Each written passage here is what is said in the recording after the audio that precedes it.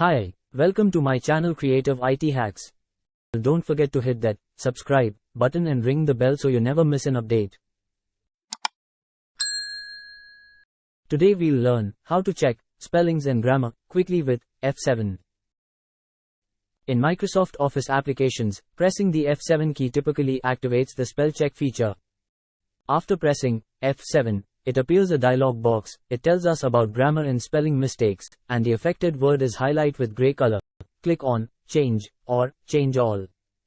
The F7 key in Microsoft Office helps you fix mistakes in your writing, like spelling or grammar errors, really quickly. Instead of clicking around in menus, you just press F7, and it shows you where the mistakes are.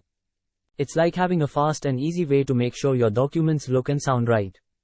Pressing F7 in Microsoft Office helps you find and fix mistakes in your writing faster. It's like a quick check button for spelling and grammar. So, using F7 is a simple way to make sure your work looks and sounds better. Thanks for watching. If you are new on my YouTube channel, don't forget to hit that subscribe button and ring the bell so you never miss an update.